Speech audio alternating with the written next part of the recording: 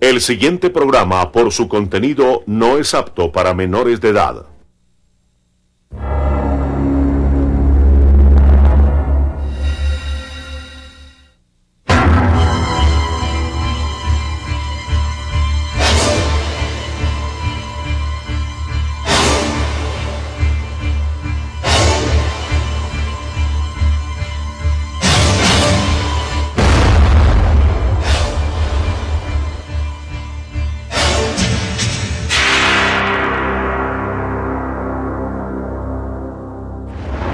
Luis Alfredo Garavito, el hombre que aterrorizó al país. El 22 de abril de 1999, en la ciudad de Villavicencio, capturaron a Luis Alfredo Garavito Cubillos, considerado uno de los asesinos en serie más grandes de la historia. Asesinó, torturó y violó a más de 140 niños entre los años de 1992 a 1999. Fue judicializado solo por una de sus víctimas. Actualmente lleva 7 años en prisión y es probable que en tan solo 4 años recobre la libertad. Guillermo Larrota, más conocido como Pirri, es la única persona que lo ha podido entrevistar 7 años después de su captura, motivo por el cual se realizó el documental En las manos de Dios, emitido por el canal RCN el domingo 11 de junio de 2006. Bueno, hace 2 años haciendo como una especie de consejo de reacción que hacemos aquí buscando temas, por alguna razón que no recuerdo específicamente salió el tema de Garavito, ya recuerdo, porque le hicieron un documental de Discovery Channel en el que nunca pudieron entrevistarlo porque el señor no quiso, no se pusieron de acuerdo en términos económicos.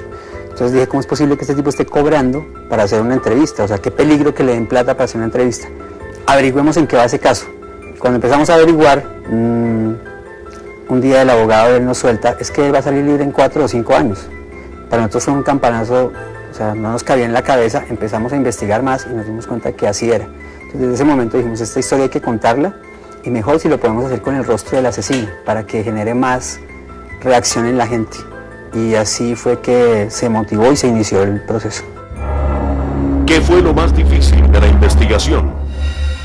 Bueno, hay 2 cosas que son las más difíciles. La primera, en el sentido logístico, podríamos decirlo, que fue convencer a este señor de que hablara, porque obviamente él sabe que no le convenía salir otra vez a la luz pública.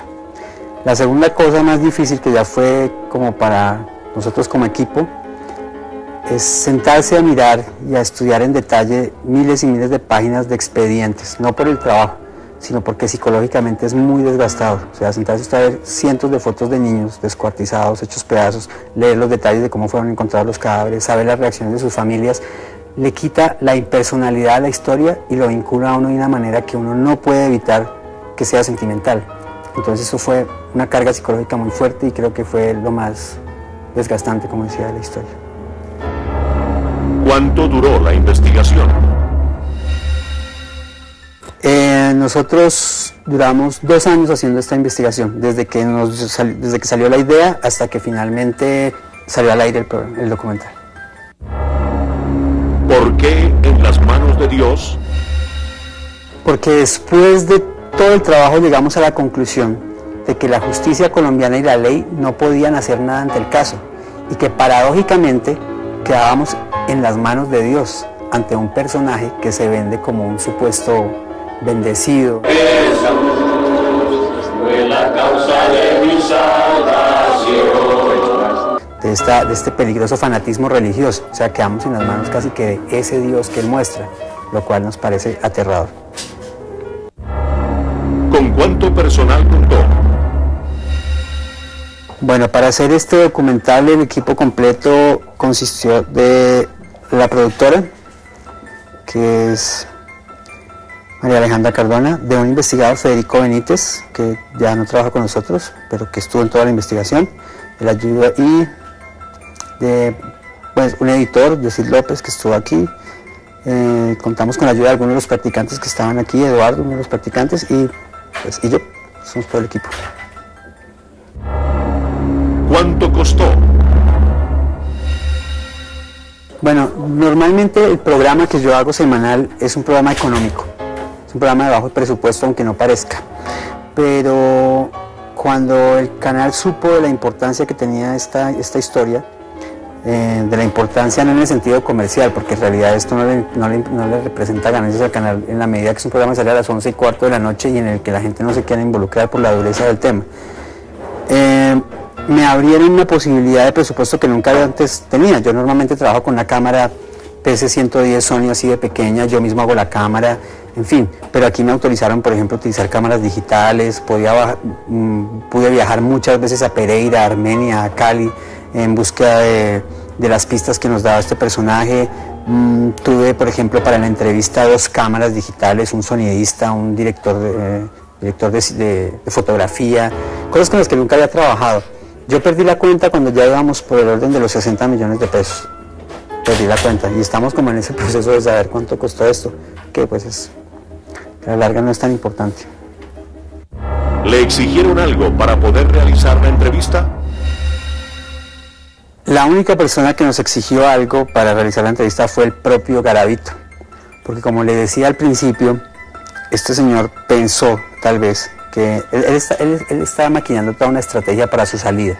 Parte de esto es engañar, pienso yo, y manipular a ese grupo religioso que lo respalda. Nunca pensé llegar a estas aguas bautismales, pero mire que como es de grande es mi Señor, que aquí me hice bautizar y estoy contento. Amén. Tristemente la gente que es muy fanática religiosa es muy dada a creer en milagros y estas cosas. O sea, él les vende la idea de que él es un iluminado ahora y ellos se la compran. Lo que pasa es que hay una cosa, señor Pirri, que me gustaría que usted ahora me diera la oportunidad, ¿sí me entiende? De la paz, es que yo más me gusta centrarme más en lo espiritual.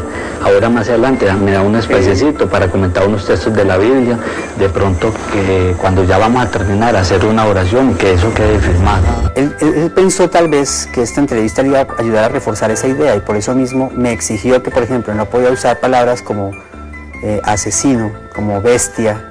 Es un tipo muy manipulador que, si uno se fija en el documental, evita utilizar la palabra asesinato y utiliza la palabra hecho punible, como si eso aminorara las cosas.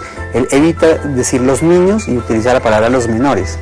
Y en esa medida entonces nos exigía que no usáramos estas palabras y que no lo atacáramos frontalmente.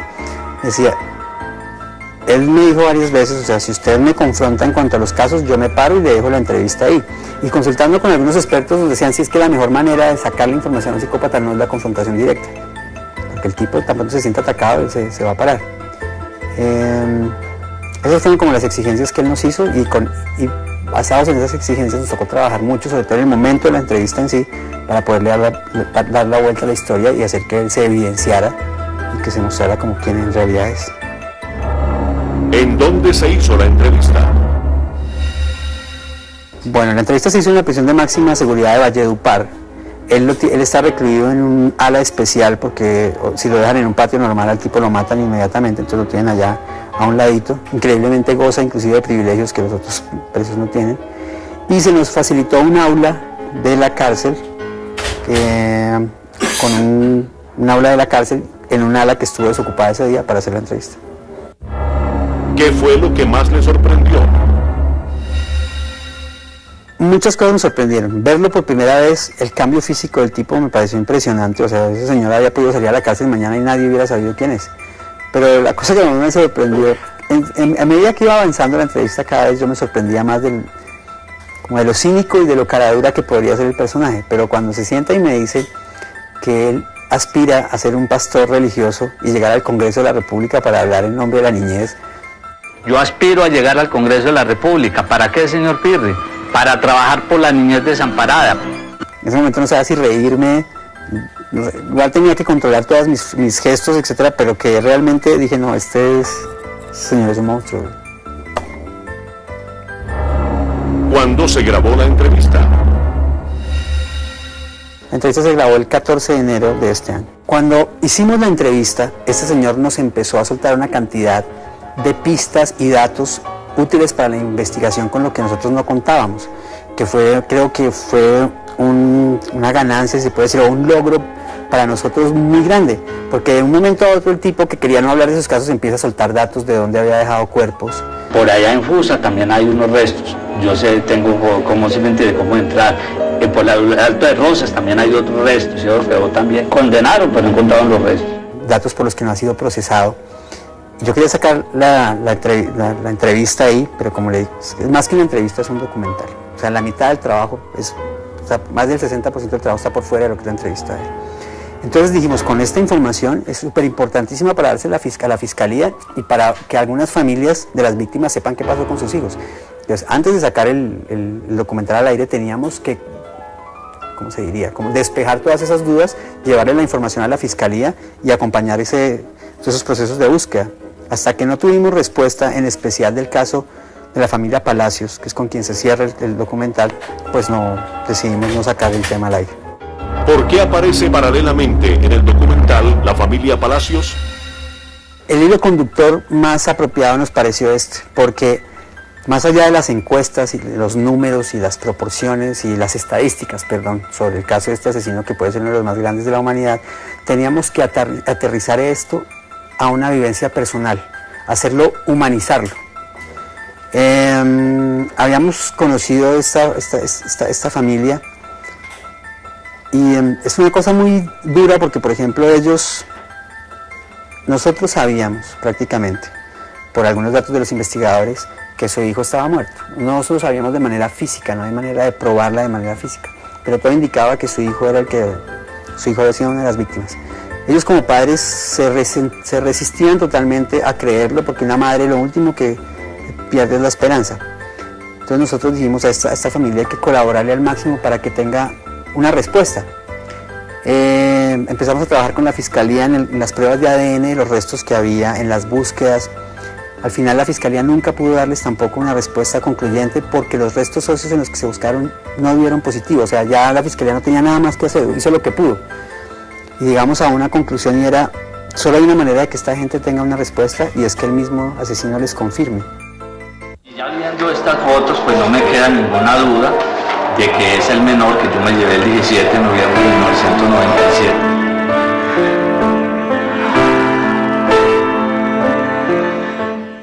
¿Cómo está emocionalmente el equipo después de este documental? Pues nosotros todavía no nos reponemos del todo. Hay varias facetas en las que uno se ve afectado. O sea, desde el simple hecho de llegar a la casa y no poder dormir y repasar en la mente todas estas fotos escabrosas de cadáveres de las víctimas, hasta toda la reflexión de país que uno se hace y ese sentido de impotencia y de rabia y como que hay días que uno se levanta y se acuerda y hay días que uno se levanta y se da cuenta que hay miles de personas enviando mails para que este señor no salga a la cárcel y la fiscalía está haciendo lo posible y que se van a mover y uno se pone optimista. Y hay días que uno dice, pero es que a la gente se le olvida y yo sé que esto mañana vuelve y queda en saco roto y si no, no se queda ahí y se acuerda uno y dice, este no es el único. Como él hay cientos de paramilitares, guerrilleros, otro tipo de asesinos y masacradores a los que les sirven los mismos beneficios y le empieza a dar a uno como esa sensación de, como que antes uno no tenía en cuenta eso todos los días, ahora ve uno las noticias de otra manera y sí, es un poco como achicopalador. ¿Por qué dice usted que fue un ingenuo al pretender tener una conversación franca y sincera con Garavito? Fui ingenuo y un poco optimista al pensar que este señor, que si de pronto yo lo confrontaba y le decía, bueno, si usted está tan arrepentido de sus actos, cuénteme, por ejemplo, cómo pueden hacer los padres para que ¿dónde deben estar los niños, por ejemplo? ¿Cuáles son los lugares de riesgo? ¿Usted cómo hacía para engañarlos? ¿Cuál es el principal instrumento que utiliza un pervertido, pues, como usted para...? Y el tipo obviamente no me iba a hablar de eso en un principio. Él lo que quería era vender su discurso cristiano y fue lo que trató de hacer todo el tiempo. Si yo hoy en día derramo una lágrima, no la derramo por tristeza, sino de alegría. Afortunadamente, la vanidad del asesino también lo castigó. O sea, él mismo se clavó el puñal durante la entrevista y después de dejarlo hablar, él no se da cuenta y de un momento a otro empieza inclusive como a medio a presumir de lo que hacía. Y pues fui muy ingenuo en pensar que iba a tener una entrevista abierta, pero al mismo tiempo fue un reto voltearle esa entrevista y jugarle a él con sus mismas herramientas. ¿Usted cree que con el documental se maltrataron las familias afectadas? Alguien me había comentado, o alguien escribió en alguna parte, que si sería que yo me había sentado a pensar qué iba a ser de las víctimas.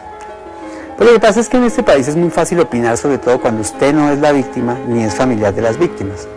¿Qué será más duro para las víctimas? ¿Que este señor salga otra vez en televisión o que este señor salga impune?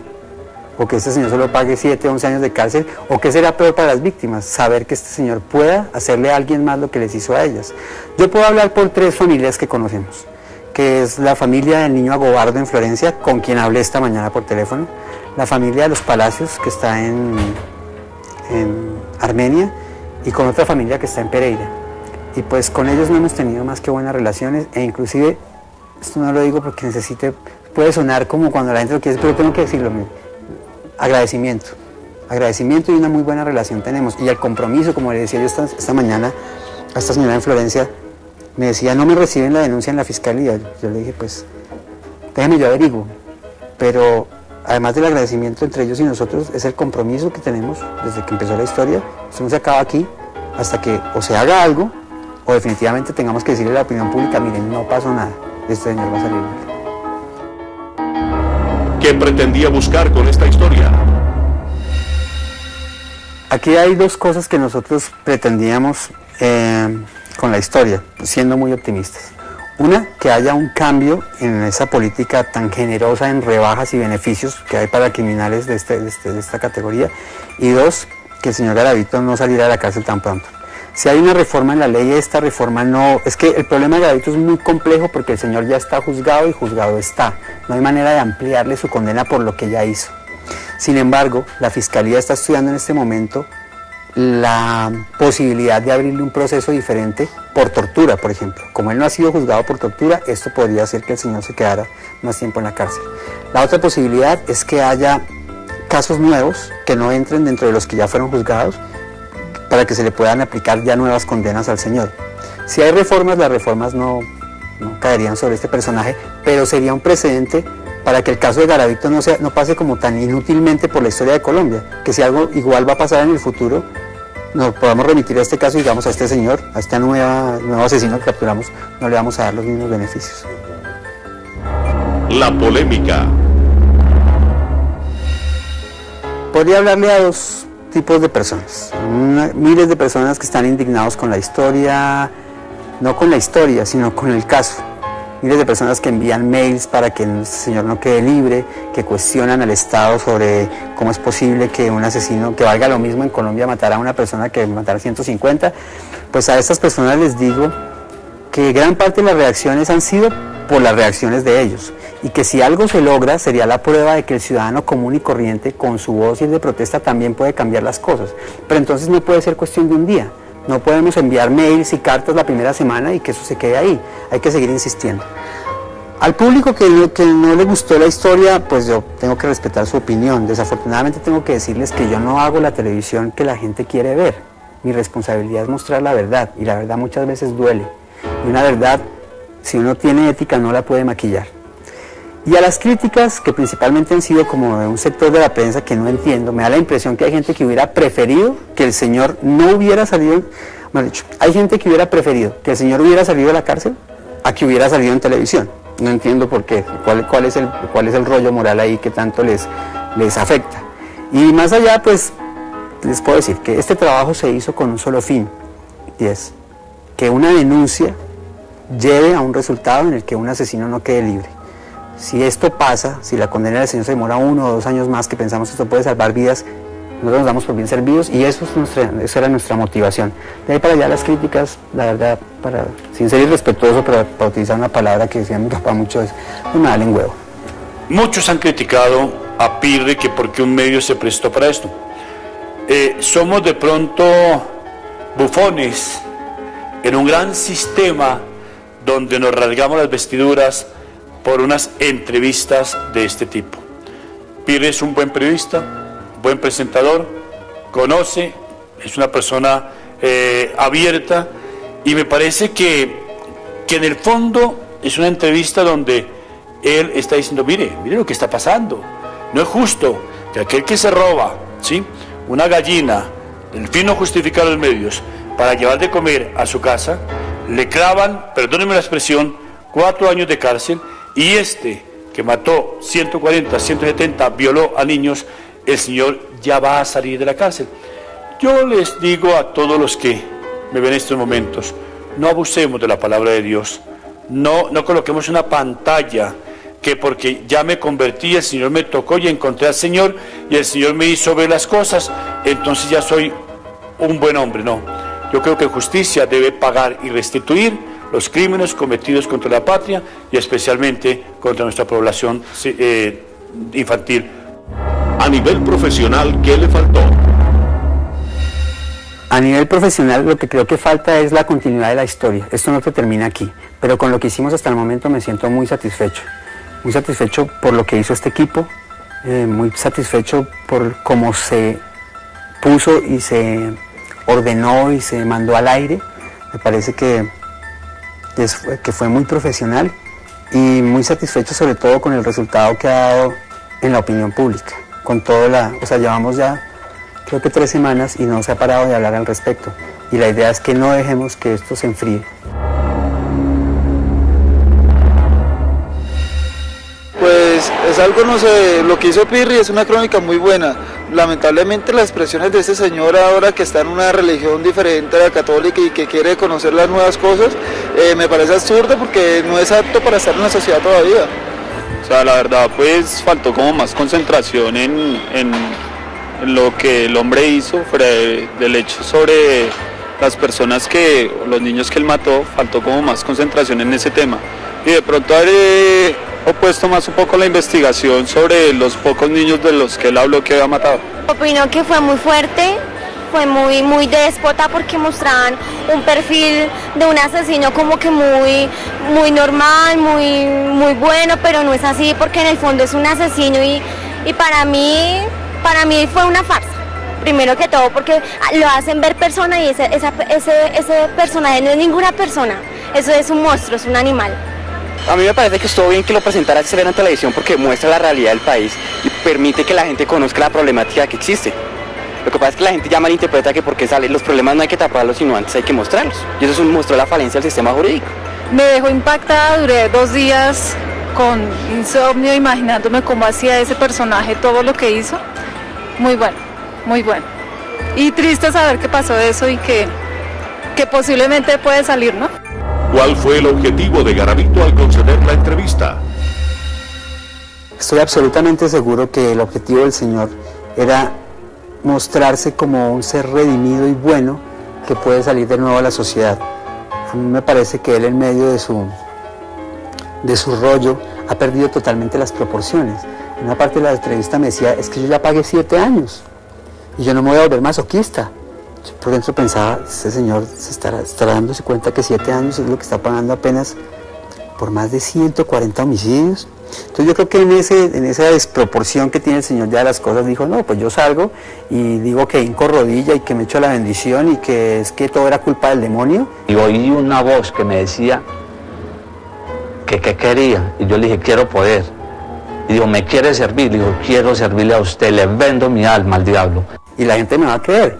Y lo peligroso es que en un país como este, algunos fanáticos y algunos grupos le pueden creer, o la parte más popular de la población que creen en el diablo y esas cosas le podría creer, pero por eso mismo toda la investigación fue siempre reforzada por las opiniones de los expertos que siempre refutaban cualquier cosa que el Señor dijera, pero sin ninguna duda la intención de él era mostrarse como una víctima del demonio que ahora estaba redimida y lista para salir a la calle. Su confrontación con Garavito. Es curioso, en estos días leía en la editorial del Tiempo que decía que este trabajo era una mierda y que el periodista ni siquiera había confrontado al asesino. Como le decía antes, confrontar a un psicópata no es una cosa que... Un periodista que sepa lo que es entrevistar a un psicópata sabe que no es lo mismo que entrevistar a cualquier otro criminal. Tenía que confrontarlo, pero tenía que confrontarlo de una manera no directa. Entonces, este señor me echa todo su rollo religioso. Yo ahora puedo decirle, mire, sabe que no le creo, no me crea tan pendejo. Pues el man Entonces prefería acudir a un libro porque él me echaba el cuento todo el tiempo de la ciencia, que él también con la ciencia y que él le quería colaborar a la ciencia. Entonces lo que dice es, no lo digo yo, lo dice este científico, dice esta cosa, ¿usted qué opina? A lo mejor, mire, este honorable científico, el que escribió, ¿este es un doctor de dónde? De Estados Unidos. Bueno, yo sé que hay muchos científicos que son ateos y no y no como aceptan, digamos, el cristianismo, pues lo espiritual, eso no lo acepta. Entonces piensa que uno se metió allí por, ¿sí me entiende? Pero si yo fuera lo contrario, también me criticaría. Lo hice varias veces, en el documental solo lo dejé una vez para no ser como reiterativo, y es el momento en el que él muestra su desfachatez total y dice que si él dice una cosa le creen y si dice la otra no le creen, pero en ese momento logro como, me parece, como evidenciar el tipo de mentiroso que es. ¿Lo vio arrepentido? Mire, es curioso lo manipulador y hábil que puede ser un psicópata. Cuando yo llegué el primer día, porque yo tuve una charla previa con él, yo estuve sentado hablando con él 2 horas, porque la idea era, primero, tenía que ser claro con el tipo igual. O sea, tenía que decirle, mire señor, esta entrevista no está hecha ni para ayudarle, ni para hablar a su favor, lo único que le puedo prometer es dejarlo que usted cuente su versión de los hechos. Y él también tenía que pedirme a mí unas condiciones para que se hiciera. Durante esa primera charla, como a los 15 minutos de estar conversando con él, un tipo absolutamente salamero, un tipo melindroso, que todo el tiempo le está diciendo a usted, bendito sea, siéntese aquí, Dios lo bendiga, no sé qué. Me sorprendí a mí mismo como a los 15 minutos pensando, no, pues este man también es una víctima de esta... De cierto modo es como, tuve que como que sacudirme la cabeza y meterme otra vez en todo lo que había leído y lo que había visto de fotos y despertarme y decir, bueno, pilas, usted está hablando con un tipo que primero que todo era un timador profesional y es un asesino, entonces no le haga su mismo juego. Y desde ese momento tuve como claro que no podía empezar a caer en esa manipulación. Al otro día ya sentado hablando de la entrevista, que uno está mucho más concentrado en qué respuestas necesita obtener y uno tiene una especie de doble mirada, una desde aquí con él y otra desde afuera, pensando en lo que está quedando en la cámara. Ya no me queda la más mínima duda de que el señor, primero, está cero arrepentido y segundo, que no le importa. O sea, que él no le importa ni le pasa por su cabeza, las víctimas no existen. Ya tampoco pienso yo ya colaborar con más, yo ya cerré, doblé la página, ya, qué pesar. Eso no existe, o sea, él es un tipo que gira alrededor de sí mismo y que su vanidad y su narcisismo le da para hábilmente en un discurso compararse con personajes como Martin Luther King o como Hitler o como inclusive el presidente Kennedy y el Papa, él se me pone en el mismo plano. Así que en ningún momento vi que este señor tenga la más mínima señal de arrepentimiento o de posibilidad de volver a la sociedad. Garavito es una persona con problemas de personalidad, con problemas en su orientación sexual y con algunos problemas en su infancia que detonaron una personalidad psicopática. Estos detonantes no justifican su personalidad. Él es un sádico y un pedófilo que carece de conciencia y que disfruta con el dolor de sus víctimas. Garavito, la religión y la pena de muerte. Obviamente el discurso del señor Garavito es muy conveniente, ¿no? Entonces uno le dice, bueno, ¿y usted qué opina de la pena de muerte? Ah, no puedo estar a favor porque va en contra de mi religión. O de la cadena perpetua, no, porque va en contra de mi religión. Yo no creo que una condena abultada o la pena de muerte vaya a arreglar. Lo único, vuelvo y repito, es un cambio personal y un encuentro personal con Cristo. Sin embargo, no creo que él desde un comienzo se haya unido a esta iglesia básicamente por eso. Creo que se unió a esta iglesia fue porque era la primera que tenía de mano. O sea, estos pastores van a visitar presos a las iglesias y ellos creen en realidad en su inocencia que pueden rescatar a cualquier alma. Gloria al nombre de mi Señor, Él es el que salva al pecador, la sangre de Cristo lavó mi corazón. Y el señor Garavito, que es un oportunista, creo que lo primero que vio fue en esos pastores la oportunidad de decir, bueno, aquí me voy a mostrar como un man diferente. Pero no creo que haya sido tan calculador en pensar directamente que por el lado de que no aprueban la pena de muerte o la cadena perpetua era que le convenía. Yo lo que pienso es que fue los primeros que tuvo a mano y los únicos además que le han querido tender esa mano. Yo puedo empezar a dar datos, pero yo tendría que salir de aquí. Tenemos que por todos los medios tratar de que esto no se salga de nuestras manos. Si lo dejamos en las manos de Dios o en las manos de Garavito, no hicimos nada.